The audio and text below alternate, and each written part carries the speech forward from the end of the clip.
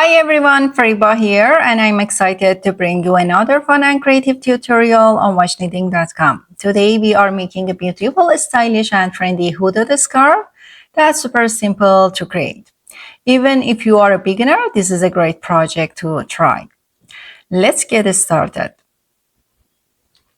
For this scarf, I used a 4mm 20-inch circular needle and 150 grams of bulky yarn. I cast on 61 stitches. If you are using straight needles, cast on 60 stitches instead, as the extra stitch is for joining the round.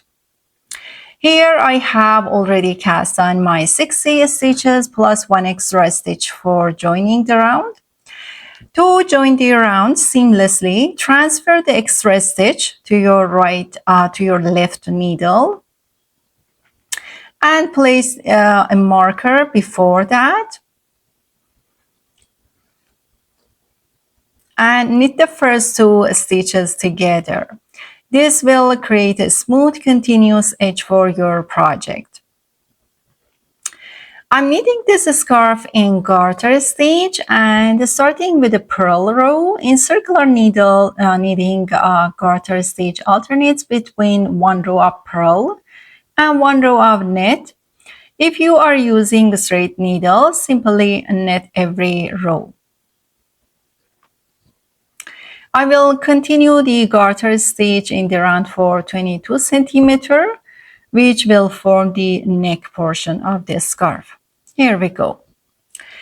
Once I have knit 22 centimeters, my stitch pattern will change. At this point, I have knit 30 stitches past the connection line. Halfway through the row, I place a marker here. This marks the face opening section. To shape this section, finish the row when you reach the marker. We will use an I-cord edge technique for the edge. For doing so, undo 3 stitches before the red marker. And with the yarn in the back, pick them up to your right needle. And then switch the needles and gently pull the yarn toward the first stitch and purl the 3 stitches in the row. That will give you a nicer edge.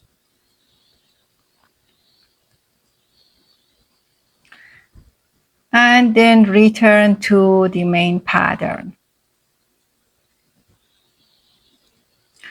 We're going to repeat this technique on the other end of the row. As mentioned before, we're going to finish the row when we reach to the red marker, and before that we're going to use I-cord method with some adjustment for the other end.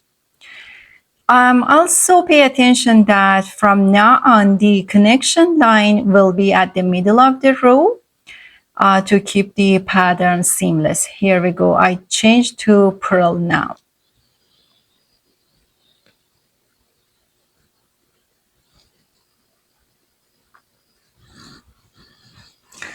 Okay, here I'm at the other side of the row.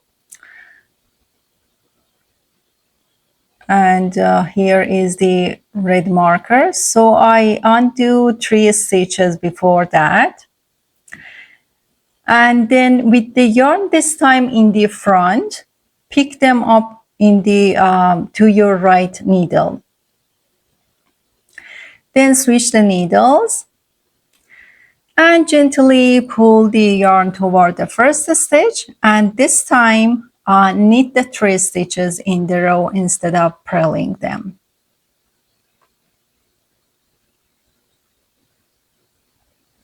Continue in this way until the scarf measures 52 centimeters in total.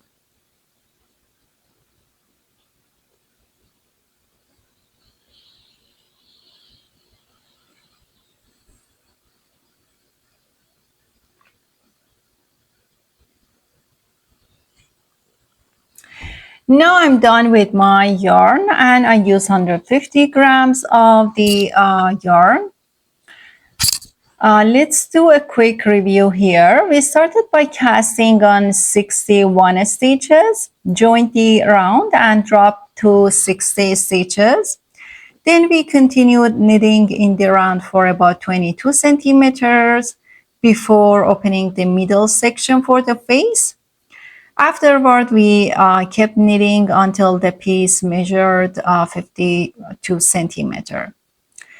I ended up my last row with purl stitches to prepare for joining the top part using the grafting method.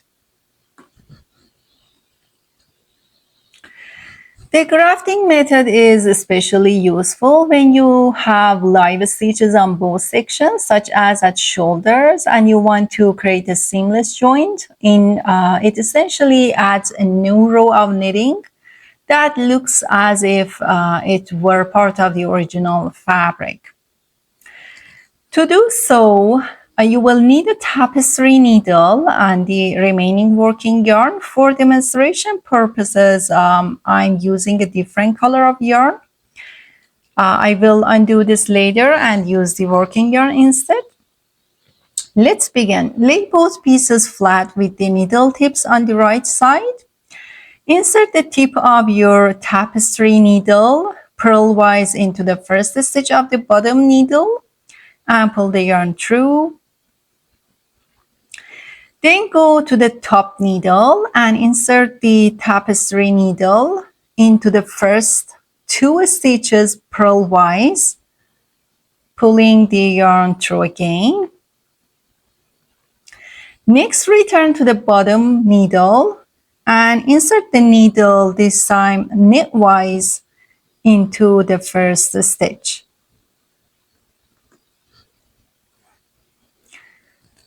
Here we go to the same stitch that we worked before. This time we're gonna insert knitwise, that's very important, and then purlwise to the stitch next to it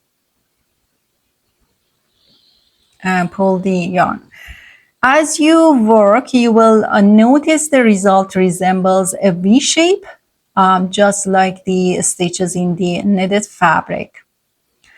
Repeat this process on the other needle. Okay, there we go again. Knitwise into the stitch, previous stitch, and purlwise into the stitch next to it.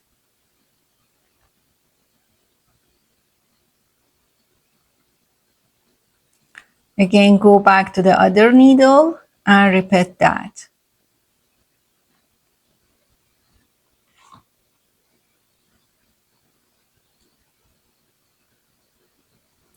If you accidentally insert the needle in the wrong direction, the seam will not form correctly. So it's very important to pay attention to the direction.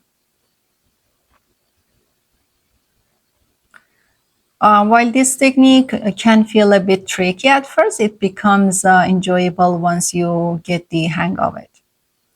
Okay, as you see here during my demonstration, I made a mistake by skipping the previous stitch. Now I undid it and corrected.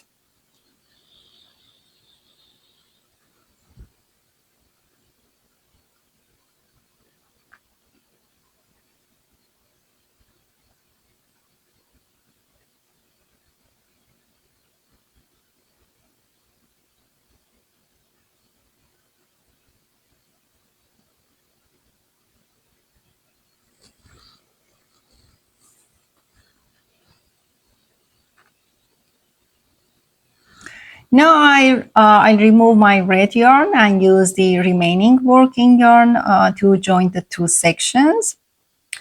I also find that it's easier to pull the needles out once the stitches are secure and then gently align and join the edges together. This is the final part of the tutorial. And as you can see, it was a straightforward process with a stylish result at the same time. I'm gonna go ahead and finish this part. Okay, now that I have finished joining the top section, let's transfer the remaining yarn to the inside of the hat.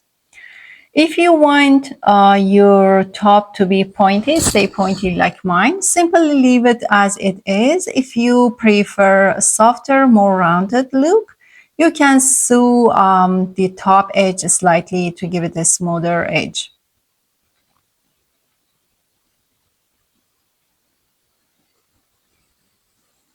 I hope you enjoyed this tutorial. If you have any questions, feel free to leave comments. Don't forget to subscribe to my channel for more knitting tips and tutorials. See you next time and happy knitting!